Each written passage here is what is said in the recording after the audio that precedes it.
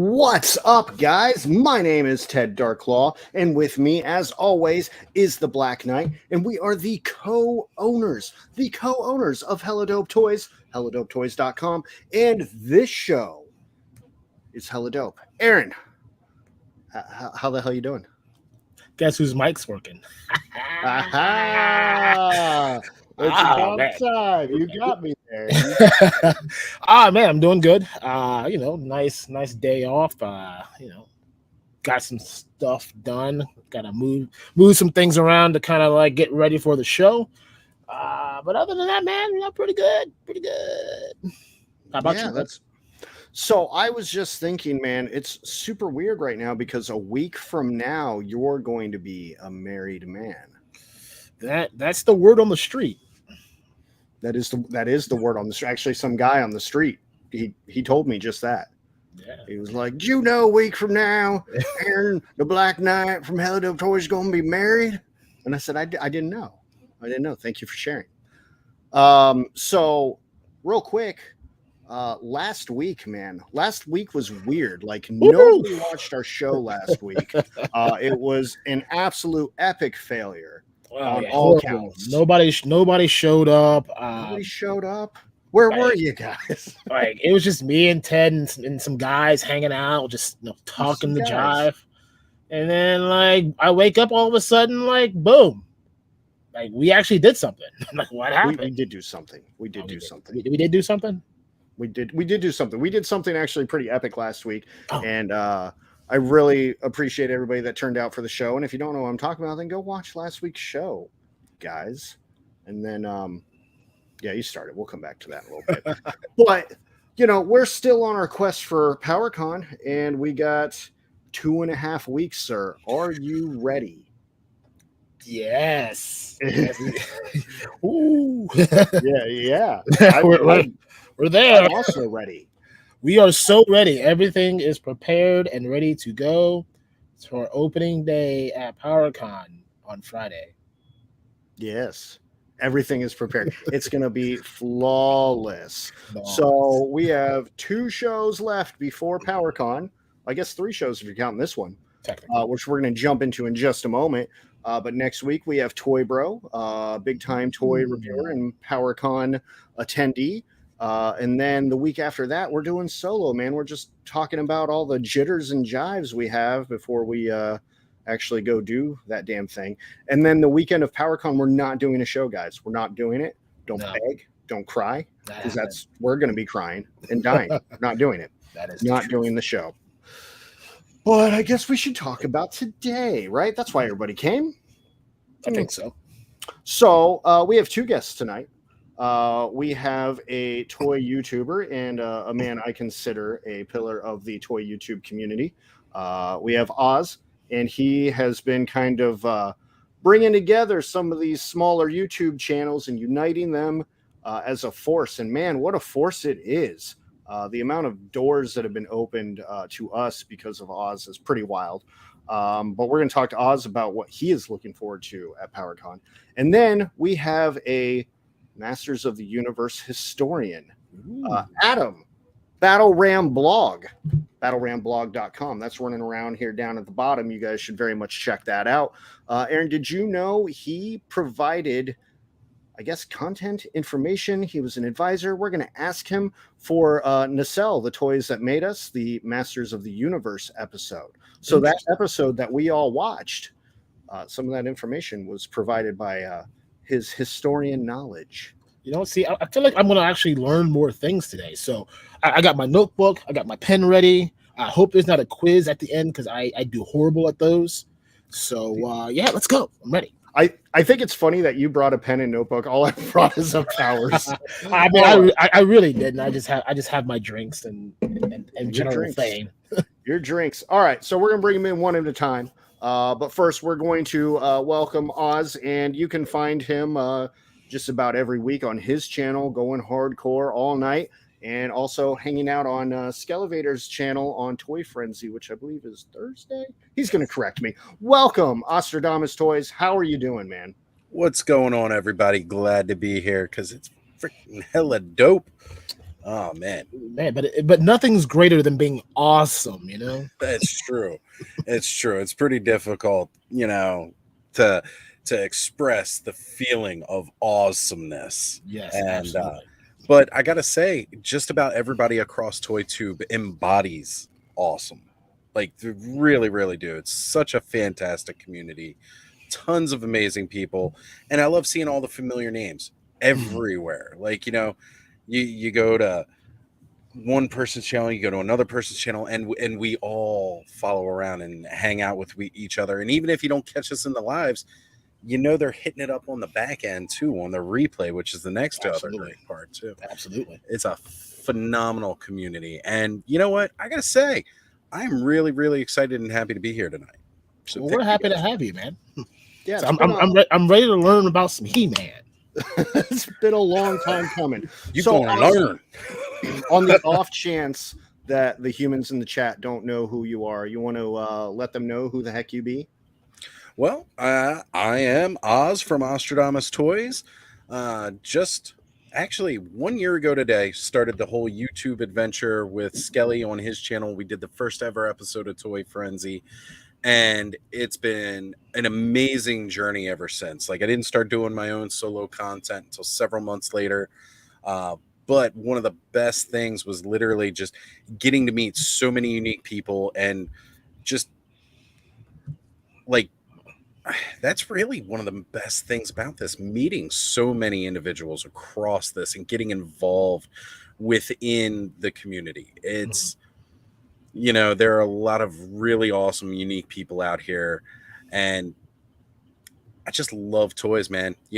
Masters Universe has always been my favorite toy franchise of all time. Is my very first memories of being a little kid and playing with toys was Masters of the Universe, and that has followed me all the way through.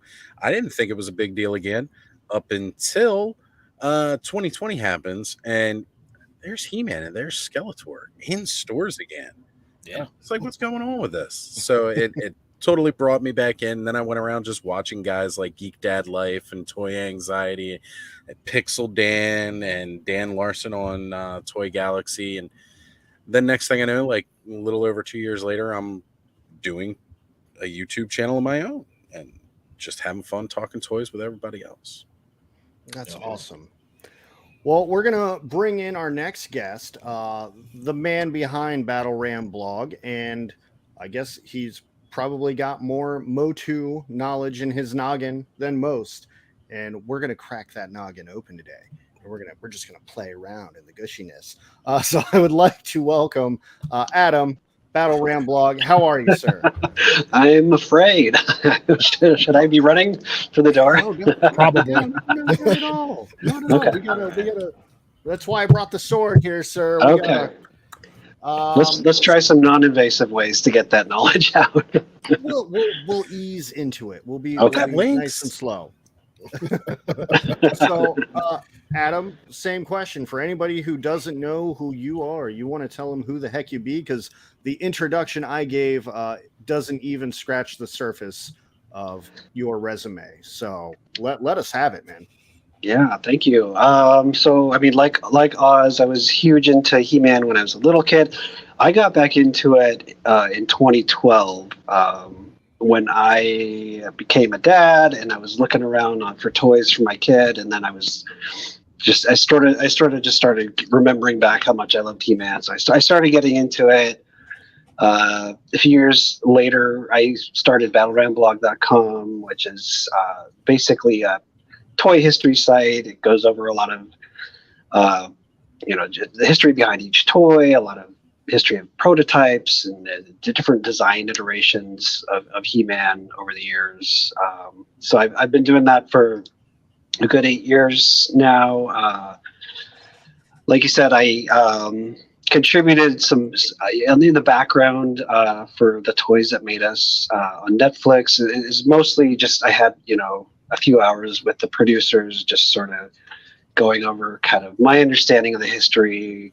I gave them a lot of context, like, okay, you should talk to Mark Taylor, you should talk to Ted Mayer, talk to Emiliano Santolucia, kind of all of the other both the original creators and the other kind of experts in the community. I ended up contributing to Pixel Dan's The Toys of He-Man and the Masters of the Universe book. It came out a couple years ago. I co-wrote some of the sections, did all the interviews that appear in the book. So I've done some things like that, and then most recently I've been hanging out with Oz on Toy Frenzy podcast a couple times a month. It's every Thursday, but I can make it usually a couple times a month. Oh yeah, that's awesome. Well, Aaron, go ahead. No, I'm about to say, man, this chat over here. The chat's booming. Do you want to deal with the chat first? We got to get to it. Yeah, we got to get to it. Let's get to them. And also, it's really good being on this computer. I can actually I can do stuff quicker. Who we got? We got our man Jim Largo from Largo's Lair. Make sure you check out tomorrow's episode where he will have the man retro blasting for Infinite Playlists. I'm interested to see what kind of music he likes, so I will be tuning in. So tune in tomorrow. Who we got? We got Cobweb Collector up in the house. He says, "What's up, peoples? What's up? How's it going? What up?" The Nutty Buckeye. We just learned that the Nutty Buckeye is from Ohio. It does make sense. It does make sense. I just thought he had a thing for Buckeyes, and he's like, oh man, he likes, he's a nutty kind of guy, or a girl, or peoples, PC and all that. Could be a squirrel. We don't know. We don't. The authority figure is here. Jeremy J. What is up, my man? I hope Texas treated you well. Hope you made it home safe. Looks like you did. The man behind the photos. Remo Toys, Frank, check him out on Instagram, TikTok, all the cool socials. If you're not following this man, you're missing out on some fantastic shots. So check him out. My brother, Adam Yancey, rocking the hella dope hats. Yes, we're gonna try to get some for PowerCon. It's gonna cut it close by ordering, but we'll see what happens. Worst case scenario, we will have them on the shop when they come in. So. If you like the hat, want to rock it out, it's a flex fit. So, my big noggin, it works great. Yeah. What else we got? Yes. Kind of keeping on, Jim, rocking the merch always. Dawning of a Decade, welcome. Saying hello with the hand pink waving. The future Miss Blacknight in the chat as well. I think she's watching with the kids upstairs. So hello, children. Hello, children. Go to bed or something. Go clean your room. Yeah. I love the Ted co-signing. Oh yeah. Jim wants to know, is that a power sword or are you just happy to see us? This is my power sword because we are prep. I'm actually going to take this with me, Aaron, to PowerCon. I need a little sheath. I'm just going to rock it like this all weekend. But you totally should. Lario, for the record, I'm always happy to see you, Jim. We got Vintage MOTU. Hello, welcome. I want to give a big shout out to Vintage MOTU. That's again one of the other co-hosts of Toy Frenzy joining us this evening in the chat here. And if it wasn't for this man starting up the Power of Eternia podcast that we actually were doing just last year, and he's the one that really convinced Adam to start doing these lives and everything like that. So Bobby, big shout out to you for bringing Adam, who's always been such a huge resource to us in the MOTU community, and getting him to come hang out with us and do these live streams, brother. Appreciate you. That's awesome. Good to know. Billy Go Boom says, "What's up?" Hello. I love that name. Yeah, when I saw it, I'm like, I'm starting this no matter what. Right? Yeah, that's a new name too. Welcome. Welcome. Axion Figs, our moderator, our hello dopeness. He wants to know, Oz, how many shades of green's up in that bandana? Man, I have I got some light green, some olive drab. I got the dark green. I've got the extreme neon greens. I've got all kinds of greens because it's my favorite color. But do you have that DX green though? Yes. It was actually what I was rocking last night. Hold on a sec. Man, He's got it. All right. I will continue on with the chat then. The one and only Art G up in the house. Art G. Hello. Welcome. By the way, man, smoothest hair game in the biz. If you did not know, Art G had that hair game on point. Yeah. RG's got that whoosh going on. Yeah. Well, see, I need to talk with him then because I need some help on my hair game. It's same. So RG, I need you to do a stream on the art of perfect hair. Yeah. right. Yeah. Or how to grow it back. That would also be good. Exactly. That would help me a lot. Art. Chris, how you doing, man? He wants to know Oz. He wants that mystery machine behind you there. Well, I was telling him already in the chat a little bit. That is actually my son's mystery machine. He's got the full Scooby Gang. And pretty soon, once I get my display reworked, they're going to be teaming up with the Ghostbusters on a couple of things. I mean, that just sounds fitting, you know. Like honestly, like was that ever that they never crossed paths, have they? No, they didn't actually. As many of the crossovers that Scooby-Doo has done over the years, they never once crossed over with the Ghostbusters, the real Ghostbusters or the Filmation Ghostbusters. That's wild. Like that would have been a massive hit if you would have done that. Yeah. And the last one I got so far, Mr. Largo once again coming soon. The hella dope fur lion cloths. I'd buy one.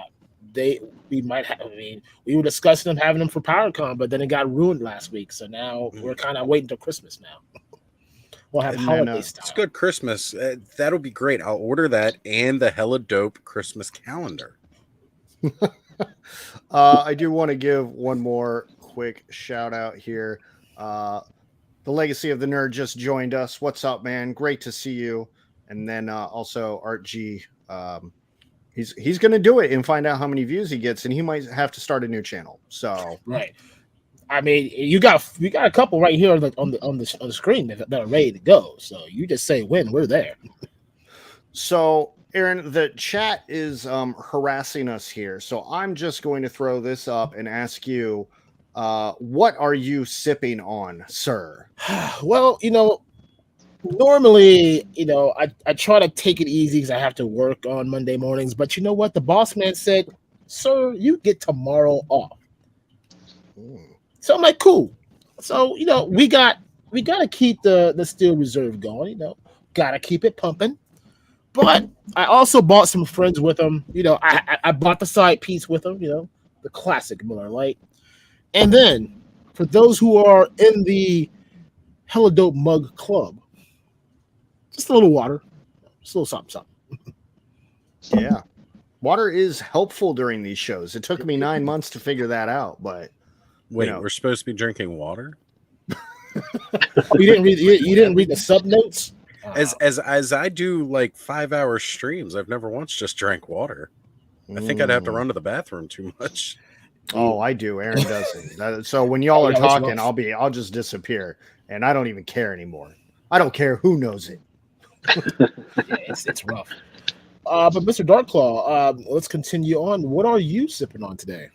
Well, Aaron, and see, hold on, I did it from the wrong hand.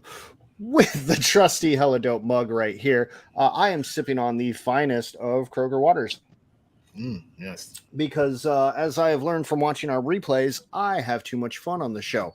But don't worry, friends. Don't worry. My introverted self will soon be extroverted by the powers of the Miller Lite. And that is what I do be sipping on. And I guess we have two guests here, and I think we'll start. Get this guy out of here. Ed, boot that guy. We're going to start with Adam, Mr. Battle Ram Blog. We want to know what you sipping on.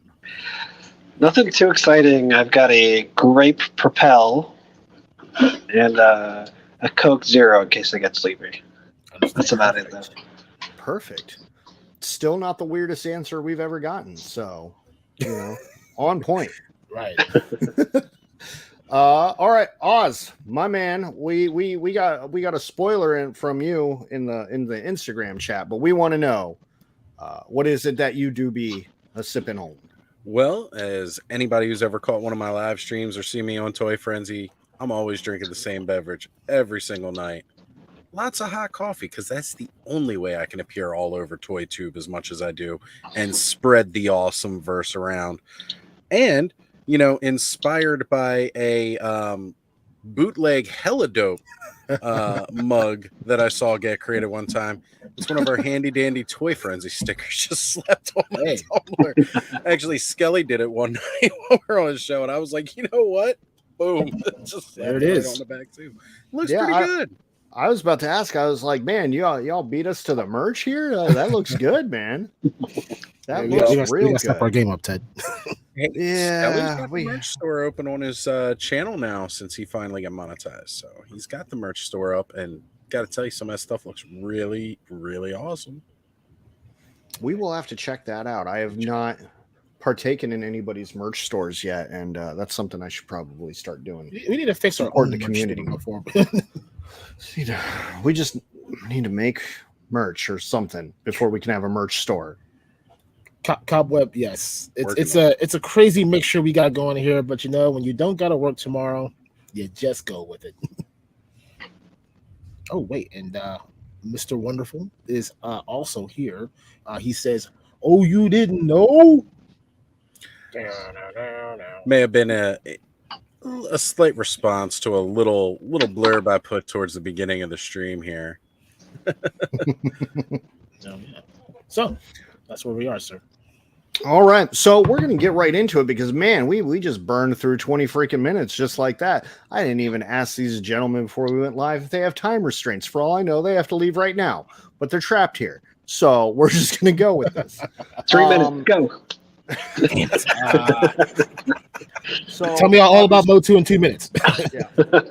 I have the power. Done. All right, good show, guys.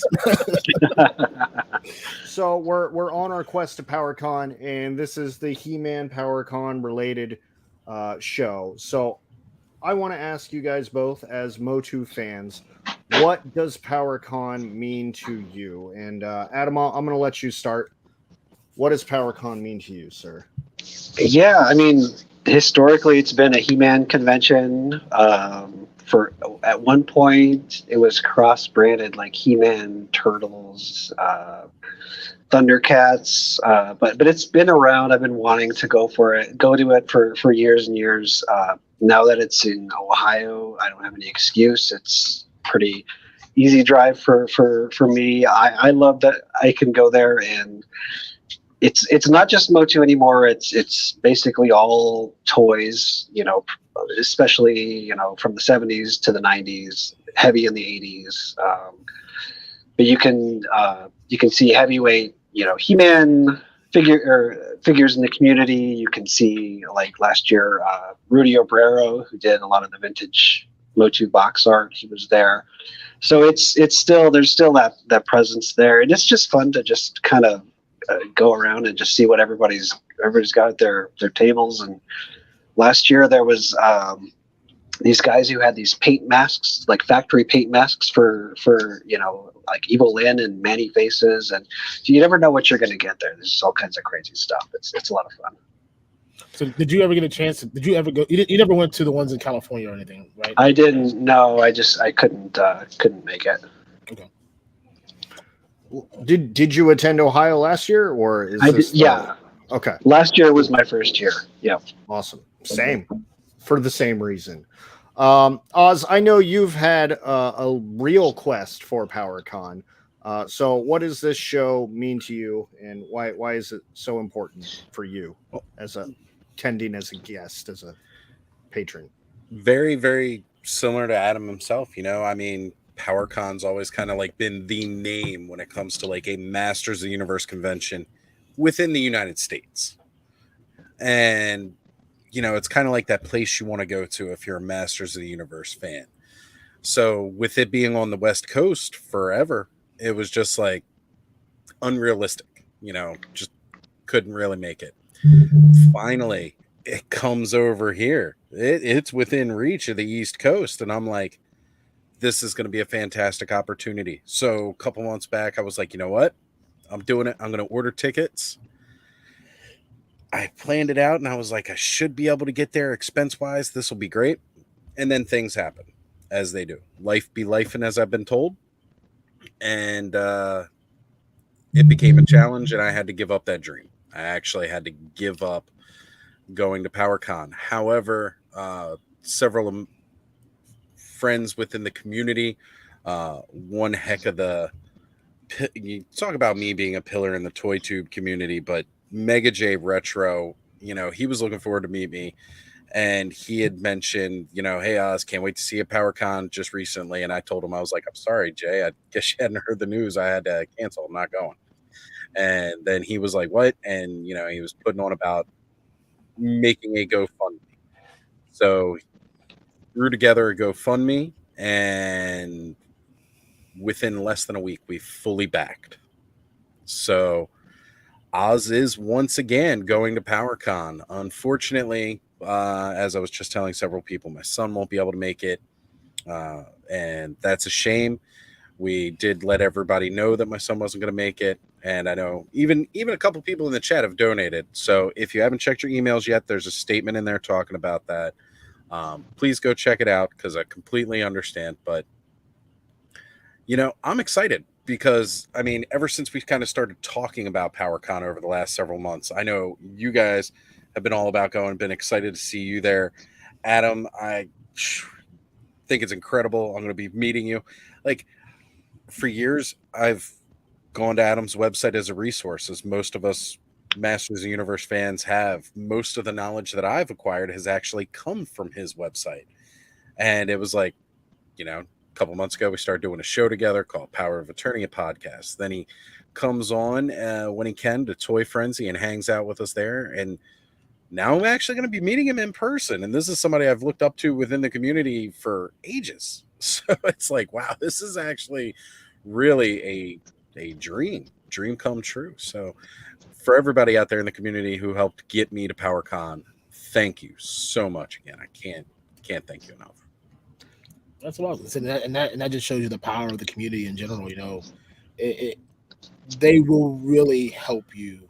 Yeah, they see the desire, they see the passion, and they want to contribute. It showed up. It proved it to us last week.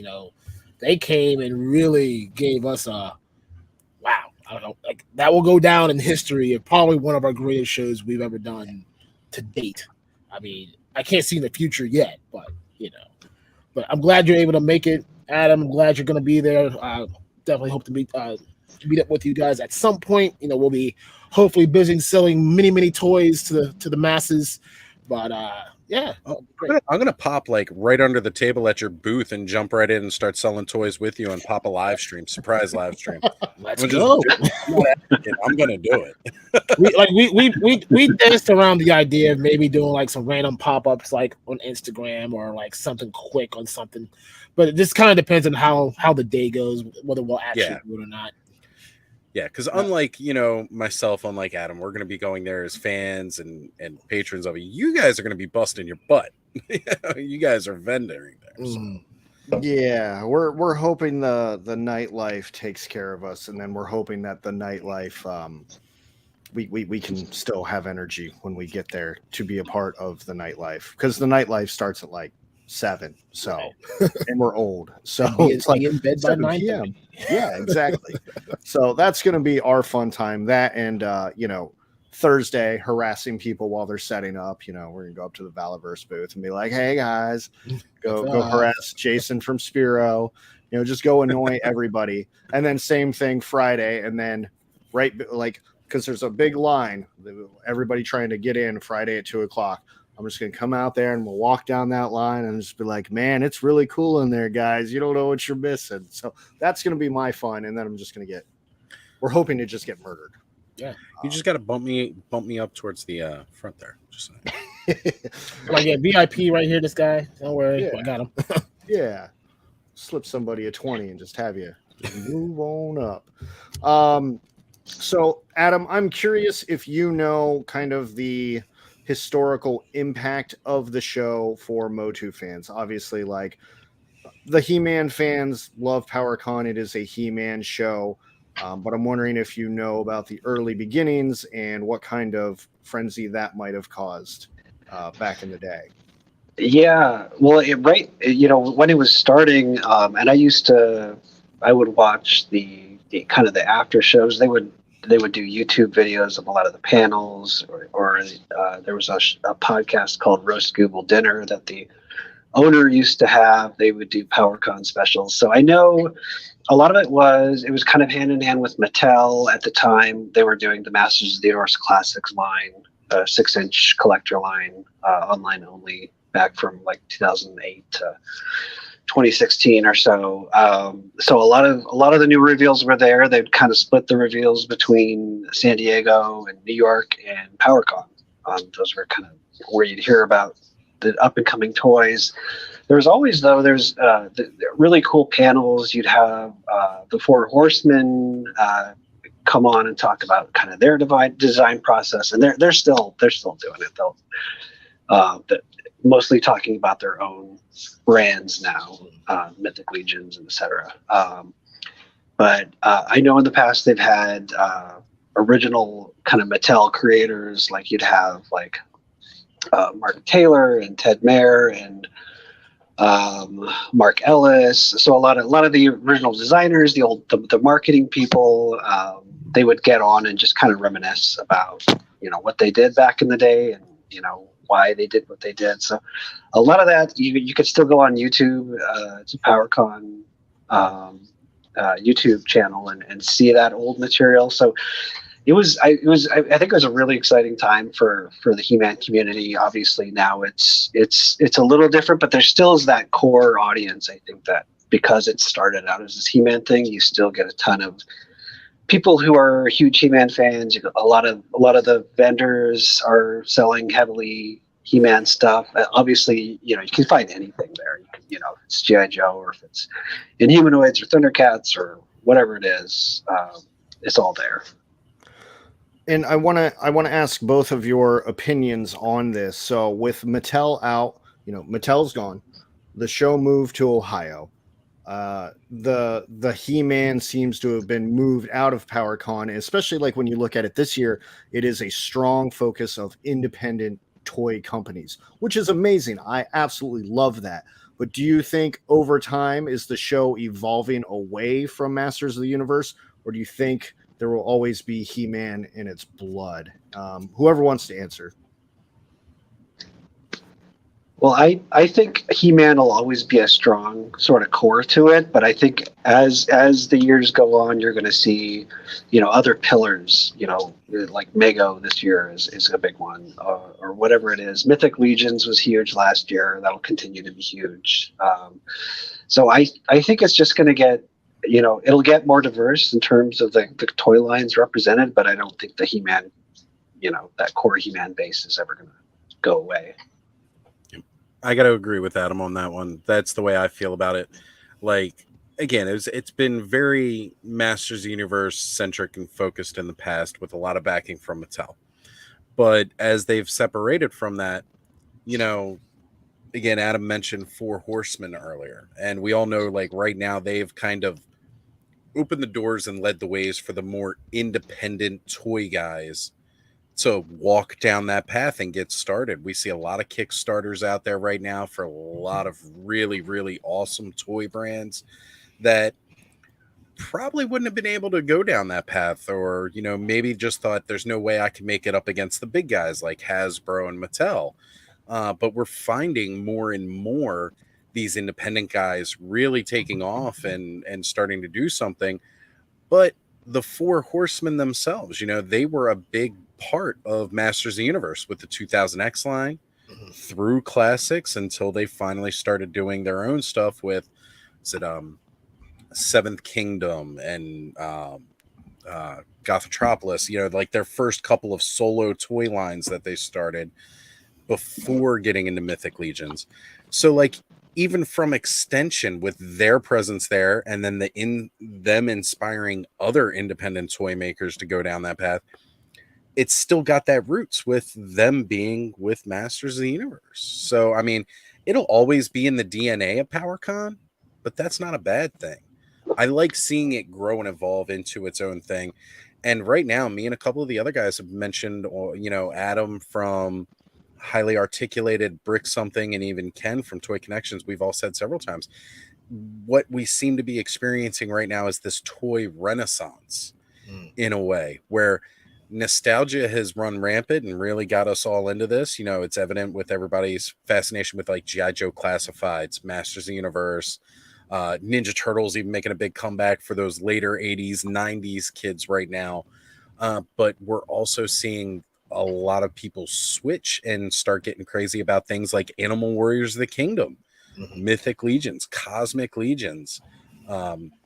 Savage Crucible was just huge. Oh yeah. Matthew Rodriguez from, you know, Ideas from Mars, getting Defenders of Eden and Armies of Ashmore off the ground just recently, who also going to be a PowerCon. It's going to be great to be able to go see him. So, I mean, like, it's going to get bigger, I think, in the independent circles, because that just seems naturally where to go. If you're not pulling in the big guys, who do you get? You get everybody who doesn't have as big of a reach at PowerCon or New York, you know, San Diego or New York or Toy Fair, you know. And really, it's great for us because it gives us all a really unique place to be able to get to see them. And from what I've seen, it's a very much more intimate show, an intimate setting. So you actually kind of get more time to speak with these guys and really get to see what they're all about. So I got a follow-up question to that. So my question is, so with Mattel being out, PowerCon, especially last year and into this year, has still kept, like Ted was saying, like the He-Man DNA, where now if you are a toy creator, you have to bring an exclusive, and most of the exclusives have some form of, whether it's the He-Man coloring, it's got something to do with He-Man. Do you like that concept? Is that something that you want to see continue, or just kind of leave it now more as an indie show and let these up and comings really make a name for themselves? Selfishly, I think I love to see all the He-Man influence. Like I know there's Lords of Dragonor. That's kind of a He-Man influence line. Big time. Four Horsemen do their own sort of MOTU colored characters. I'm always happy to see that. I don't know if that's the best thing for PowerCon going forward, if they need to just have, cater to more and more. But I mean, it's pretty solid show. They don't seem to be hurting for attendees, but I'm happy to see that influence still there. I got one more I'm going to ask before Ted takes over. So we all know that San Diego Comic-Con is like the floodgate of new releases and up and comings and little sneak peeks, and then New York Comic-Con and then New York Toy Fair is kind of like that in between phase. Would you like to see PowerCon become one of those, like the middle ground between the East Coast and the West Coast, where we get like some cool, like exclusive things that that are up and coming that you may have not seen at New York or not seen at San Diego? Of course, absolutely. I would definitely love to see that. And I agree with Adam about the homages too. Like, it's really nice to see that, especially being a Masters of the Universe fan, seeing the homage characters. Like, that's always really unique. But I would love to see PowerCon grow, and especially since they've shifted the date of Toy Fair. Toy Fair has always been a big thing, like February, first quarter of the year, to kind of set the tone and pace for the rest of the year. And we didn't have that this year. So like everybody was just kind of winging it for the longest time, like what's coming, because we didn't have our usual spot. And now you got San Diego Comic-Con happening now. 2 weeks we got PowerCon, and then later in September, Toy Fair's happening. Right. So I mean, it only makes sense that give some trickle down, start with some big stuff going on at San Diego. Go ahead and give like some smaller little things at PowerCon. It'd be nice, just to have a little something extra throw in there. And then finish it up with Toy Fair. I mean, I know we got New York as well going in there, but really Toy Fair is kind of like that one where you would expect the big reveals. You know, it's always supposed to be that big presence of toys. Like I said, it used to set the tone and pace for the year, but with putting it at the back end of the year, right before, you know, going into the holiday season, which is always the biggest part of the year for the toy market, it's an interesting move because, again, we all know like San Diego Comic-Con's normally the one that kind of gives us the reveals Right. for that. And so what are they going to show us at Toy Fair in September? Mm-hmm. Well, time shall tell, I guess. Real quick, I want to pop Travis's up if you don't mind. He says, I think we're going to see some of that, right? Spiro and Vala bringing legit PC exclusives. Well, yes. I mean, for me, I'm talking more. I mean, while yes, like I said, we've said it's turning into more of an independent show. Yeah. But I still think there's so much stuff that that San Diego could have done that they didn't do, or maybe they were on the fence of saying, maybe we'll move it somewhere else. Like maybe trinkle some of that afterthought to a PowerCon where it's the in between, that show and then Toy Fair. Kicking off the fourth quarter, Christmas shopping and all that. I'm not asking for much crazy. Val and all them, absolutely. I'm definitely excited to see what they're bringing to the table. But, for some of us that can't make it out there, give us a little something. Give us a little love. Little taste. All right, that's all I got. Okay, so I want to get to the chat here in just a second, but also just kind of a follow-up question. With Mattel being out now for a few years, and PowerCon is continuing to grow. Like they've I don't know. I think they said they doubled over last year, yeah. at least for size. Do you guys think Mattel is going to eventually want back in, or have they kind of washed their hands of the whole thing and have moved on? It's hard to say. I think there was a change in their marketing team. So oftentimes, if you get new people, it's the same. So sometimes they'll just go in different directions, and sometimes they'll go back. I know that's been the history with Val and He-Man.org and PowerCon over the years. It ebbs and flows, that relationship, just based on who the current management team is. So I wouldn't be surprised if it came back at some point, but at that point it might still be just, okay, Mattel is one part of the show, but then, it's not, it might not be the main part. It's just like one. Right.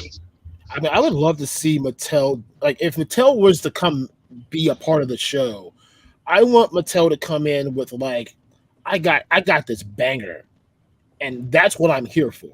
Like, you don't have to be there every single year, unless you literally got something that's hot coming every year, but I don't think they would.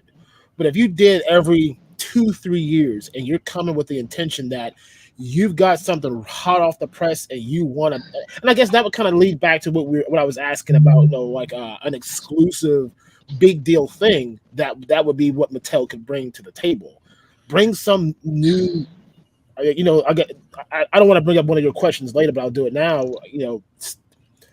A hidden He-Man movie that, may or may not or may never be a thing. Maybe that has become a thing. It's happening. Bring that. Let us have that. San Diego's always going to get all the Marvels and the DCs and all that. New York and all, they're going to get their thing. Let us have that if that is what you're going to do. But that's just and that's a solid one too. I mean, in years past, Mattel, and again, it's not like they've always had Masters of the Universe to show off. I mean, more recently, so between the start of Classics in 2008 and them running with that particular portion of the brand pretty much all the way up until the Door of Origins. It was only a little gap there where they didn't have anything really going on. You didn't always see as much revealed at San Diego Comic-Con from them because they did a lot of reveals for PowerCon. Now, if they were to come back, would they still kind of have that more of a presence at PowerCon type thing?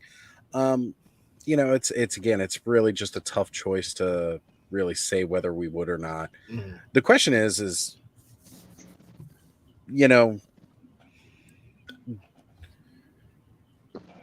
Yeah, no, I think you about covered it really. Because like, what do you bring to the table now that you're so big into San Diego Comic-Con?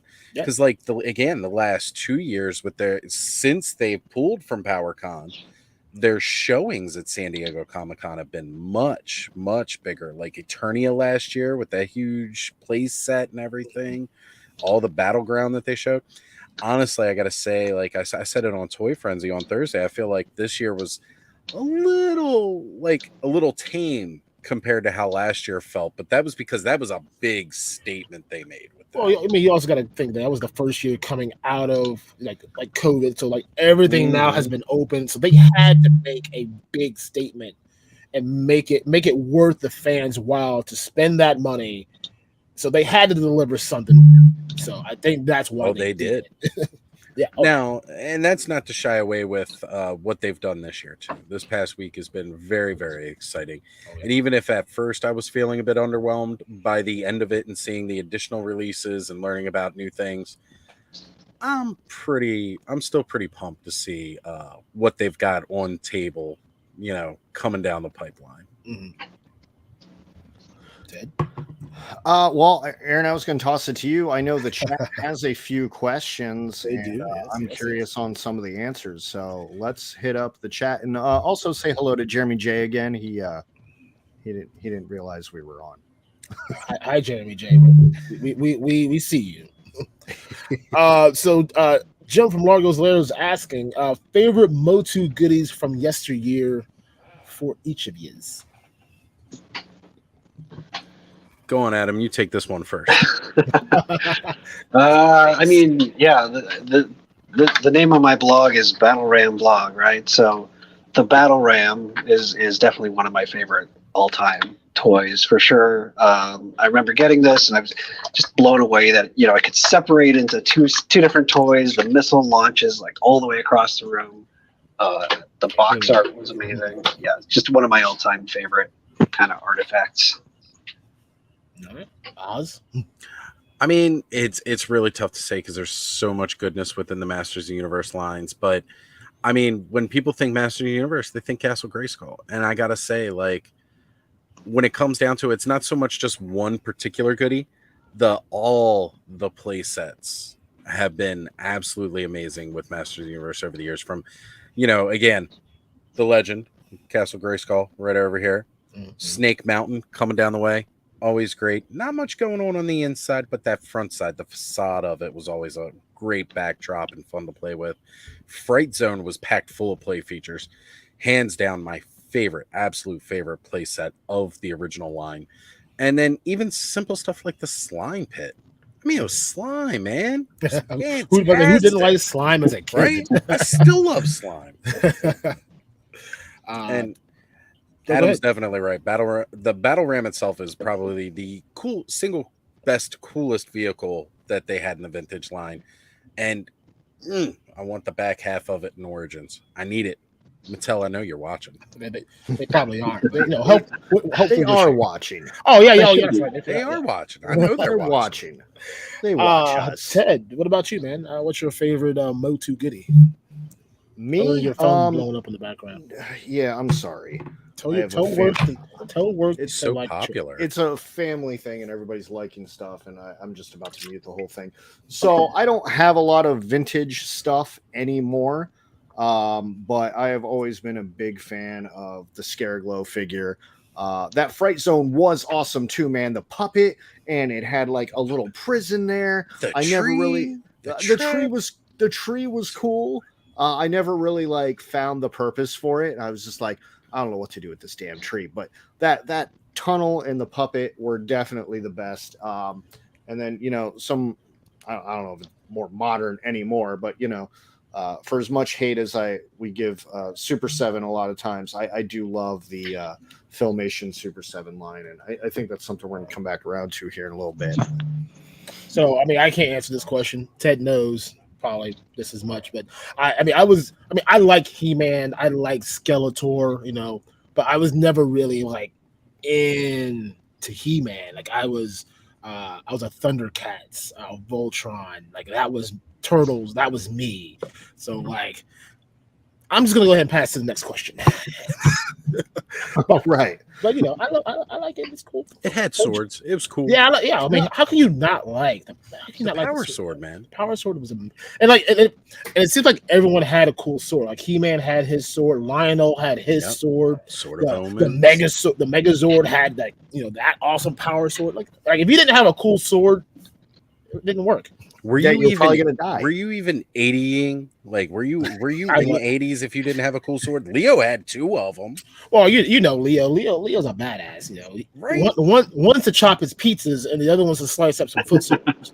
Right? Everybody had swords in the 80s. What we got? The Legacy of Nerd. We need more focused fandom cons in Texas. Everything's bigger in Texas anyway. Do you really need it? Like, what about us Midwesters? Let us have our fun. You got the Cowboys and you got all this other cool stuff. Let us have ours. Yeah. We'll think about giving you one. Don't worry. We got a Wilhelm, Toy and Hobbies in the house. Wilhelm. What's up, Wilhelm? Good stream earlier. I'm learning a lot about the 1/18th scale because I'm a 6-inch kind of guy working on the 1/6. Trying not to go down that road, but it's about to happen. It's funny. I was talking with when I was live with Mega J on Friday, we had Ace on there, and he was like, everybody always says 6-inch figures, 7-inch figures. He goes, you got to remember, it's all supposed to be in terms of the scale, right? And got to agree with that because when we talk about Masters of the Universe, it's always 5.5 because that was the vintage line, was 5.5-inch figures. So you got to look at what the scale is for that. And they demonstrated that really well with the WWE Eternia line, where you've got 5.5-inch figures, classic Origins kind of like style figures. And then they released an Andre the Giant. Andre the Giant at 5.5 inches just is not giant. I mean, so but you Andre, think of it in terms of scale. Yeah, but Andre the Giant, all he just needs that hand. No, that's true. One giant. As long as he's got that, the rest doesn't matter. Getting back into the chat, Paul Morales, hello, welcome. What's going on, we Paul? see you in the chat. We see you, brother. Followed you also. The 13th Prince is in the house. How you doing? Welcome. All the way from Facebook, the Copper Age Gold. Hello, welcome. Great stuff tonight. Thank you. Can't wait for PowerCon. We cannot wait. The countdown is definitely on. But we're going to be there. We're going to be happy. We're going to be excited. And we'll be excited to see everyone that is going to be there. We'll try to make time and say our hellos, at least while we can. They also follow up with, he's really hoping to see Toddy Mack. Now, he didn't say officially that he won't be there. It's just assumption that he's not going to be there. So that could be a nice surprise if he does show up. I'm on speaking terms with Todd. I'll give him a call. Yeah, just give him a ring. Like, hey, I know some hella dope dudes that wants to, get some 89 Batman Batmobiles that you keep selling out of. So make it happen. That's what I'll do. Get on the phone with him right now. Bet. All right, appreciate it. Largo once again says Mattel misstepped walking away from PowerCon, but the void has been filled by many cool toy brands. And like you guys were saying, that opened the door for Four Horsemen to really staple their name in that spot. If you weren't on last week's show, we had Bobby Valor from Valor Bruce. We asked him. He's not afraid to toot his own horn. What kind of impact can he make into PowerCon? He's a military figure. Can you invade into a world that is not military based? And we're gonna find out in 3 weeks if he can do it. I think he can, but we'll see what happens. Northern Nomad, what's up, suckers? How's it going? Good to see you. Thanos Copter, how you doing? The MOTU news was good and bad. Really glad they confirmed finishing the vintage and Origins. Not very happy about how they're accomplishing that. Do you want to fill in more on your take on that? Sure. I mean, I've been talking about it a lot within our patron group chat and stuff because there's always MOTU discussion in there going on because that's that's our bread and butter. That's what we're all about, Masters Universe, right? So Origins is going to be Origins Vintage now, and it's going to be sold exclusively on Mattel Creations. It's not going to be available in retail. And just basically what that means is, what has a lot of people kind of scared, is it going to be as readily available as we'd like? No. Or is it going to be as hard to get as like Wondar or Coldar, where it's going to sell out in 2 to 3 minutes and then nobody's going to be able to get their figures? So, and that's a good, genuine fear. I mean, Pixel Dan did a great interview with their brand manager, and they're going to try to do their best with that. But I think it's kind of the right move for them.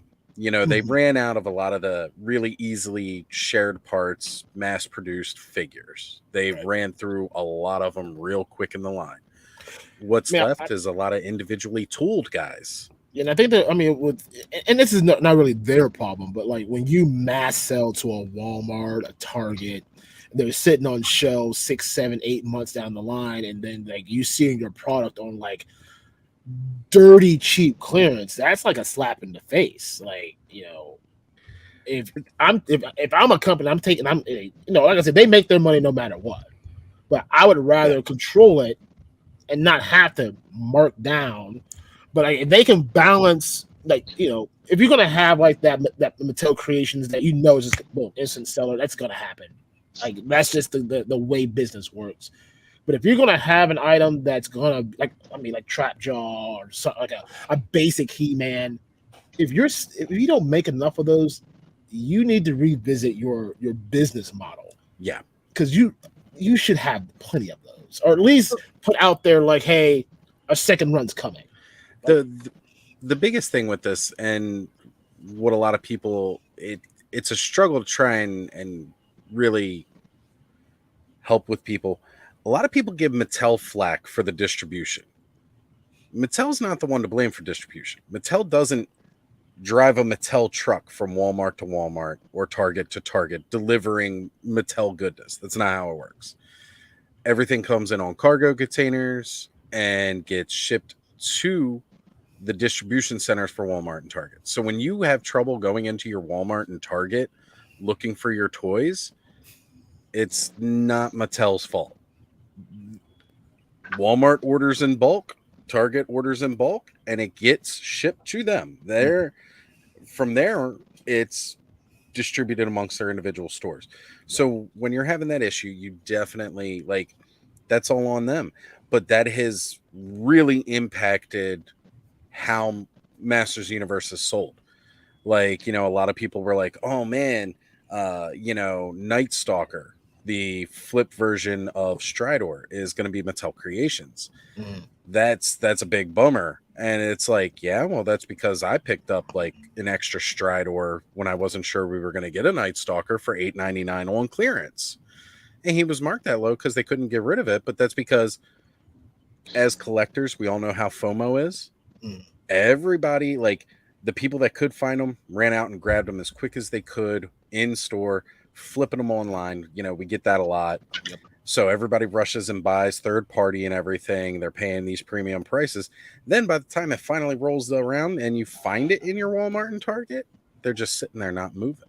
Yeah, because everybody that wants it's already got it. And paid double or triple its value. Right. So it's a lot easier for Mattel in terms of production to just kind of sell on a more low-key line, doing it through Mattel Creations. At first, I was very disappointed. I was upset. I think I'm a little happier with that decision, but they've got to have the quantity. They've really got to be able to meet the demand, because it should not be this hard for us to get these toys. I have a follow-up to that before we get back to the chat. Does this mean Scott the Toy Guru was right? No, because the Filmation that they debuted this past week at PowerCon will still be available in retail. Perfect. It's still there.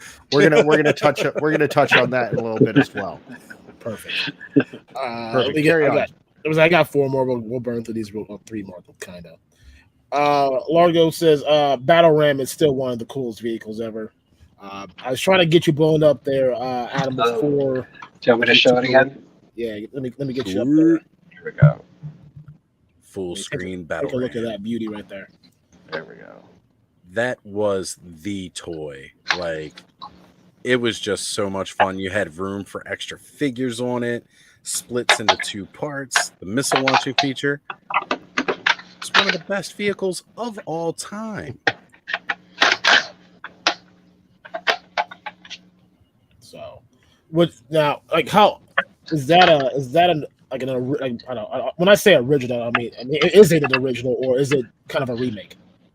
No, that's the vintage battle ram. They've remade it. They made it for MOTU Classics. There was a battle ram. They've done just the front half for MOTU Origins, not the back half yet. Yeah, go ahead. No, I mean, no. I was about to say, is that something that you would like to see them bring back in its full? Yeah. I mean, to me, half the fun is the fact that it's 2-in-1 vehicle. It can fire missiles. The front half is great. That's great for like a single character, kind of for zooming around kind of vehicle. But you need the whole thing. You need the whole thing, period. And I think if you ask any Masters of the Universe fan out there, they want the whole thing. We don't want just the jet sled. I mean, it's cool. And it's great that they gave us alternate parts to make a war sled, the Skeletor version of it. But we want the actual full battle ram. We need it. Well, Mattel, I know you're listening, so go ahead. They're listening. They're watching this. Talking. They want it right now. That's right. Chris from Cutthroat Comics, Castle Grayskull and Snake Mountain were cool in MOTU. They're iconic. I mean, walk hand in hand. Like I said, was never huge into the MOTU, but like if you don't know about Castle Grayskull and Snake Mountain, you knew it. I mean, that's like a hand in hand conversation here. If you were growing up in the 80s, you knew about these. Exactly. Period. Whether you liked it or not, you knew about it. You knew what it was when you saw it. Absolutely. Largo also says, spoiler, Valorverse and AWOC's going to dominate PowerCon. They're going to have a huge presence. Yes. And if you haven't seen, they did do a little spoiler on what AWOC is bringing to PowerCon. It's going to be a really big cutout of a really big figure. Maybe this guy, General Thane, with his massive Warhammer. So if you want to take pictures with General Thane, PowerCon, that's the place to be. Definitely be taking my pictures. And then Adam over at Highly Articulated, bruh, just click on the link that I sent you and create a name.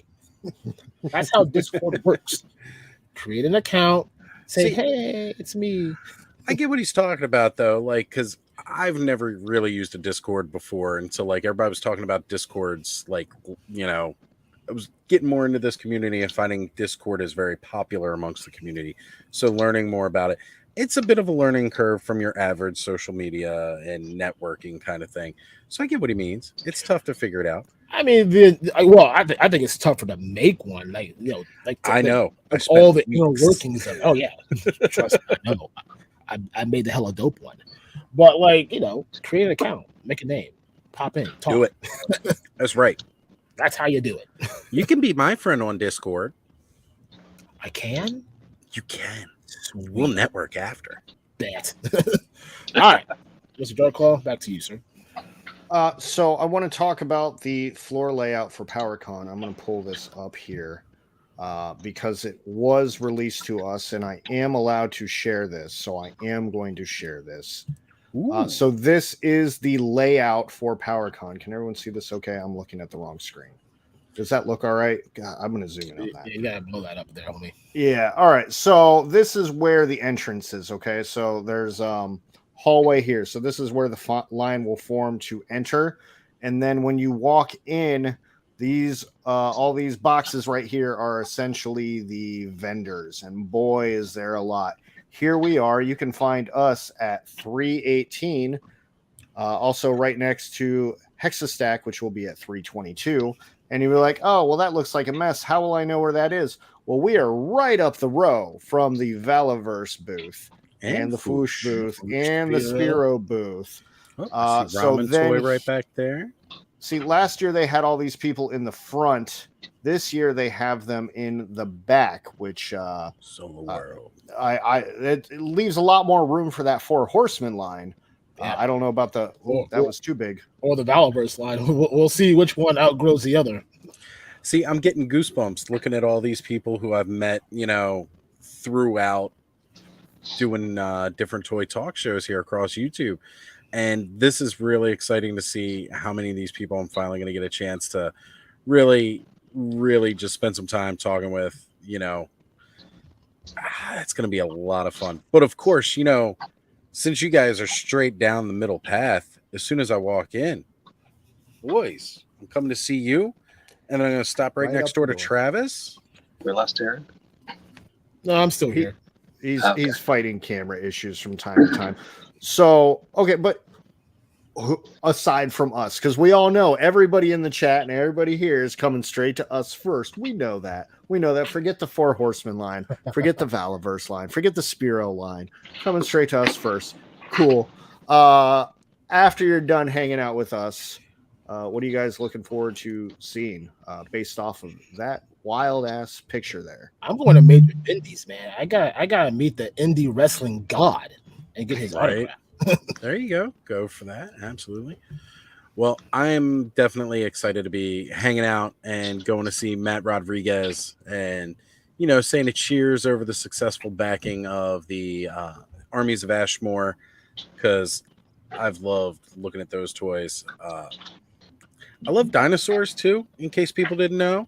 I'm a huge fan of dinosaurs, so seeing Armies of Ashmore finally make it's huge for me. And I'm excited, after one stream that didn't work for me so much on Toy Frenzy, I did finally get to spend some time chatting with him on Mega J. So now I'm just going to go chat with him in person and get a chance to do that.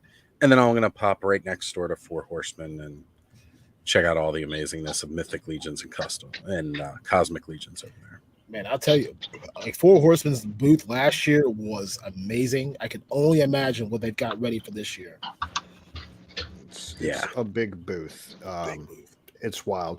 Adam, what about you, man? What are you looking to get into there? One of my favorites last year was the MOTU Toyz booth, the Legends of Dragonor. They had their prototype last year. It was really fun. I love stopping by, see Pixel Dan. He's got a table. There's Josh Van Pelt. He usually has a lot of vintage art for sale, like original concept art, things like that. Four Horsemen, they've always got something amazing. I don't even try the lines though. I can't. I just swoop by after everybody's gone and just see what's up on display. Mostly I like the smaller tables just to kind of see, because that's where all the treasures are. I like to go kind of hunt through there. I want to pop this up real quick. Jeremy J says, hit the AWOC booth as soon as you can.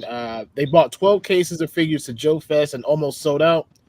Well, I mean, there you guys go. I'm going to buy my first AWOC figures from Jason. But I wonder where those cases are coming this year. Oh, wait, they're coming to me. I will be holding the goods.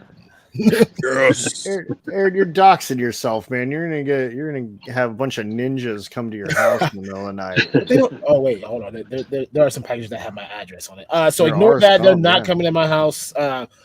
This is not the house. You have nothing to fear. You've got a Sentinel and a Galactus behind you. You're safe. Oh yeah, I mean, I got a 60-pound Australian Shepherd. He's ready to bite, so we're good. We're covered. You're good. Totally covered.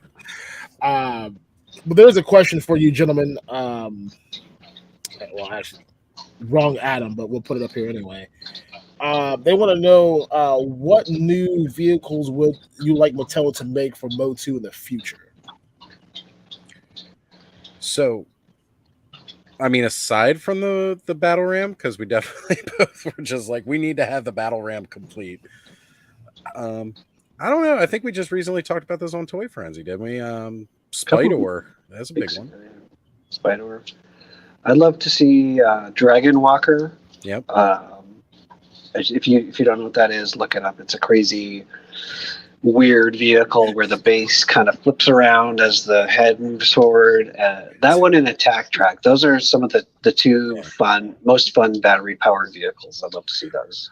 I will say, the Dragon Walker, as cool of a toy as it is, it makes absolutely no sense as a vehicle because it is the slowest moving thing ever.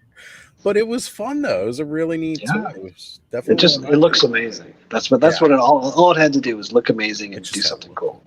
Yep. So I got a crazy question. So there's been a lot of figures have come out through the MOTU line, whether it's in the 3 3/4, the Masterverse line. Is there a figure that they haven't made, or is there a variation of a figure that you wish they did make?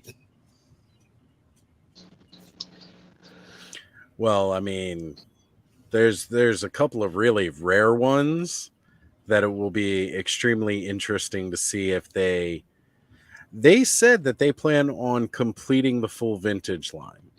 And if that's the case, there are two extremely rare figures that most people in the Masters of the Universe community would like to see, and that is laser-powered Skeletor and laser light He-Man, or laser powered He-Man and laser light Skeletor. I'd like to see both of those return, as well as the Giants, because those were at the very end of the line, only released over in Europe. Okay, so we didn't really see them here. So to me, that sounds like something that would be like a Mattel creation, like true exclusive, like that one that will be limited quantity. Oh yeah, be on your computer hitting refresh at 11:59, hoping that you get it. Yeah, I'm gonna have like my 50 bots set up so that I can snag all of them within 2.5 minutes. See, that's my problem. See, I only have 48. So that's what those extra two make a difference. Got it. Yeah, I would agree. I want to see those two. I'd love to see a couple of more mini comic variants. So they've done a lot of early in MOTU Origins. They did a lot of sort of mini comic or prototype versions of toys. I'd like to see a few others, like the mini comic version of Tila. I'd like to see in the 7-inch line, Masterverse. I'd like to see the Green Goddess. So the early version of the Sorceress basically looks like a green Tila figure. Good call, Adam. Yeah. 13th Prince had a very similar thing. He's waiting for a Masterverse Swift Wind, the Masterverse She-Ra. That's another big one that a lot of people are waiting on.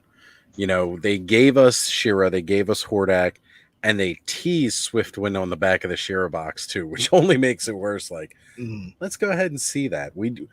But so far, we've only got one mount in Masterverse. We had the Battle Cat for Revelations, so we'll have to wait and see if they're going to plan on doing any more. The fact that we have not gotten a Panther yet from Masterverse is kind of a big statement from Mattel. Like, So I know Ted sent you guys some questions, and I kind of glanced over. I really don't pay attention half the time, but one of the questions that I want to bring up is, so Kevin Smith has, done Revelations, made a really big deal about it, and I just started yesterday because Ted said I needed to watch it.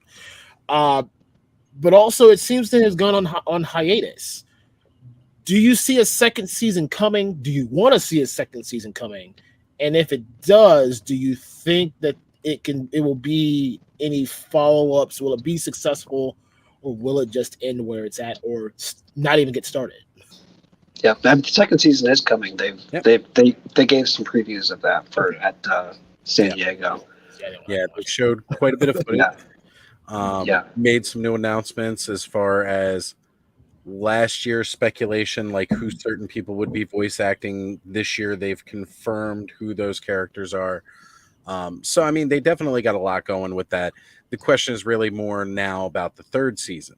Like, are they going to be able to wrap this up with the second season and then not visit it again? Or are we going to get more? And I know a lot of people in the community are a little worried about that because of recent news that has happened with writer's strike and all that. Yeah. Yeah, I know my show's on hold, and it saddens me that I will not get House of the Dragon season 2 in March. I'm crying on the inside. You don't see it right now, but I'm weeping. But yeah, the writer's strike definitely has put a hold on some things. So it's season 2, like everything is written and they just need to shoot it. I think I don't know how far we saw animation, like actually at the show, like little clips. So I don't know if it's just it's already done just in editing or what it is right now. That seems to be what they were talking about, that it is all basically on schedule for first quarter next year. So like beginning of 2024 is when we should see Revolution is what they're calling this next season. So we should be seeing it launch around then. But again, with everything else that's going on right now, if there's anything they need to re-record or anything like that, what that availability is going to look like. Because already most of that panel that Kevin Smith was hosting couldn't even show up for the panel due to the writer's strike. He even made the joke that he was the most famous person at PowerCon. I mean, you got Chat GTP. Go ahead, just use that. You figure it out. Well, and that's the big problem. I mean, this is an AI world. I'm sure they could figure it out. But I mean, hopefully we do get that off the ground. And like you said, with season 3 being a up in the air conversation, I guess we'll wait and see what happens with all that. Hopefully we do see some more figures that come out of the line. Because I like to hear that cha-ching every time something cool sells. But Ted, now that you're back, show's yours. So, Adam, I had submitted a question, tapping into your historian mind to try to make sure I wasn't a crazy person. Yeah. And man, did that pay off. I have actually been celebrating all afternoon, telling my wife I am not a crazy person. And I'm gonna dive into that here real quick. So when I was a child, and I'm sure if you were a He-Man lover back in the day, you might have had these as well. They were storybooks with some of the most amazing cover art ever. But they were hardcovers, soft covers, and they were just like little Filmation episodes of He-Man for the most part in these books. And I recall being young and dumb and flipping through these books before I could read and looking at the pictures and whatnot. And I was always confused by an image, and I just kind of let it go. I was just like, well, that's supposed to be like that. And as I got older and I learned how to read, then I got confused, and I'm like, this image isn't supposed to look like this, right? Am I crazy? And then over time, I lost the book, and it's been bothering me for a good 30-some years, and I could never find the image. But the book I am referring to, I'm going to pull this up right here, is Masters of the Universe, The Horde. And I think this was released maybe in 1984, 1985. This is a very old book. And the question I had asked is if you had ever seen this image or if you knew anything about it. And that image was of Skeletor with a human face. And again, this is the 80s. This is pre-Keldor. So Skeletor with a human face just isn't right. And he was just normal Skeletor face throughout the whole book. But this one image has Skeletor with a human face completely out of context to the story. I never understood why. You found the image for me, which I appreciate because this has been locked in my brain forever. So thank you for pulling that out. But now I have more questions. And that is mainly can you explain this to me? Yeah, it's really weird. The art in particular, some of these this is from 85. Some of the 85 ones had kind of some stranger art. But basically the context is, it's some backstory about Hordak and Skeletor when Skeletor was Hordak's apprentice. And part of kind of learning, his magical skills, there was something called, something in Etheria called Etheriamite. And they learned about this substance. It increased their power, but it also turned him into a living skeleton somehow. They don't give a lot of details on how that happened. So it's kind of like a retcon origin of Skeletor in this series. But yeah, that's it's a very strange looking image though, for sure. So that is the first image of Keldor, and that is in context in there. I just thought it was like a weird weird, strange drawing. I can. Yeah, they don't call him Keldor here. That name doesn't come until later. But yeah, that's him basically when he's the apprentice of Hordak. Okay, so it was supposed to be like that. That is how it was supposed to be drawn. It is supposed to be that. Yeah, it looks very weird. So I agree. But Some less of the- scary as a skull. Some of the earlier series, so this is Golden Books. They went from like 82 to 85. The first couple of years, I feel like the artwork was way better. These are a little bit funky. There's some good stuff in that one, but that was just they're like they all seem hand painted, which I don't know. I thought it was cool, but some of the art is real hit or miss on those books. But thank you for clearing that up for me, because it has been driving me crazy my entire freaking life. No problem. I sent you a link. I uploaded the whole thing to like an Imager folder, so it's in the Instagram chat, so you can read the whole thing at your leisure. You've made this man more happier than meeting Tim Clark. Oh man, no, that's good. That's good, because I was gonna buy it on eBay, but they're like all beat up and super expensive, and I was just like, I don't want to be wrong. And so cool. I want to jump back to what we were talking about a little bit with the Guru declaring that the Origins line was dead. And some people were starting to think that was right with the constant pegs of Naked Stratos and Sorceress just sitting there for, probably a good 6 months at this point. It has been a while. Oh, it's been longer than that. It's been since January of 2022. I can say that. It's been on the rack that long. Yeah. So I saw the SDCC reveal of the Filmation Beastman. I didn't realize it was an Origins figure at first. I got really excited. I'm still excited that it is an Origins figure. And Oz, you already kind of explained this, that some of the Origins figures are going to go online, but now you're saying these Filmation ones will be on the pegs. I have my Origins Filmation He-Man right here. This is I guess you would call it a custom. I didn't do anything to it, but buy a head off of eBay. So I'm very excited about this. Do you think this is going to draw some new blood into the line as far as Origins goes? Filmation. New blood? I don't think so. Not necessarily. Do I think it is going to make a lot of us older collectors happy? Yes. And the reason I say that is, they were putting this in stores. They launched an entire new cartoon with the CGI line and an entire toy line based off of that to try and draw in the younger, newer generation. And it really didn't work. I mean, you had some people like me, like my son, Connor. He really enjoyed it. He enjoyed the toys and everything like that. He was great. But if he were walking down a toy aisle, if it hadn't been for me bringing his attention to He-Man, I can't necessarily say he would have cared. Like a lot of the kids these days look at like the Fortnite or maybe Transformers. That presence of media really needs to be there.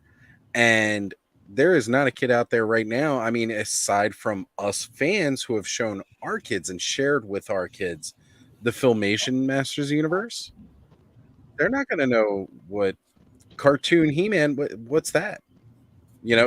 And that's what it says on the box, because they can't say Filmation. It says cartoon in a stylized lettering on there. The packaging is different. It's a refresh. So it's not the classic rock burst pattern anymore. Now it looks like Filmation Castle Grayskull. So I can't say that it's going to breathe new blood into the line, but it is certainly going to make fans happy. And it already has made a lot of fans happy just to see that. And it's easier to sell like a Beastman as opposed to like Extendar, one of those kind of fourth tier. It's just a way to get the A-lister, B-lister characters out again, I think. Yep. If you don't mind, real quick, Jeremy DeWitt, social media guru of the PowerCon, says, "What's up? How you Hey, Jeremy. And Jeremy, good to see you, brother. I said if you missed our show that we had with him for our intro Road to PowerCon, definitely check that out. It was a good show. Check out his show. What was it? POTU and My Wife Is Gonna Kill Me. Yes, that's on Sunday. They just released another one for the podcasters of the universe recently. So there's a new episode of that out, I believe. See, I remember these things. You do remember those things. I'm very impressed. I'm sitting here on the fly. I'm like, do I remember? Like, I'm trying to shout people out, and like, I don't know what day of the week it is right now. So then I'm like, I don't know when this person's show is because I don't ever know what day it is. I just go, oh, they're on, cool, and that's how I live my life. I rely on notifications. Yeah.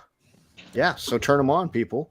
And then, go find Jeremy DeWitt and then harass him on the PowerCon social media. No. And also, sat down. And also, Jeremy, thank you for sharing the posts and everything, man. We definitely appreciate it. Yeah. Oh, I'm sorry. You were saying something? I was just going to say we had a chance to sit down with Jeremy, several months back now, and I'm looking forward to being able to see him at PowerCon. Like I said, I've met so many people just like this virtually. It's great that we're going to be all hanging out together and getting to see one another. Well, I don't know if Jeremy wants me spoiling where his booth is, but he is very close to the entrance, I believe, if I looked at the map right. My Wife Is Going to Kill Me squad is going to be hanging out there. I think a row behind us, but really close to the front. They're really close to the front. So should be an easy find if you guys want to go harass Jeremy DeWitt. He will love it. Oh, I'm going to now.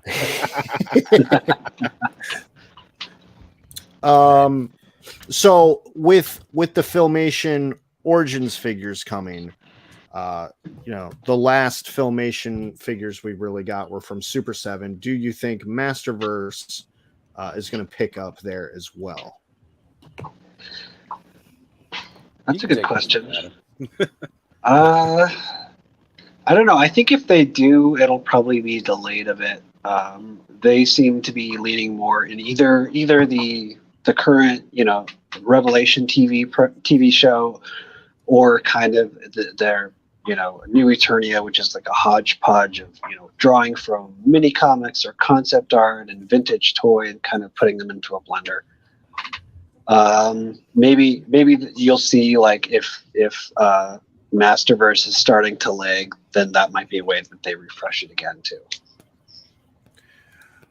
One of the things that I've noticed is that with their She-Ra Princess of Power line, they have definitely leaned more into the Filmation style and color with those.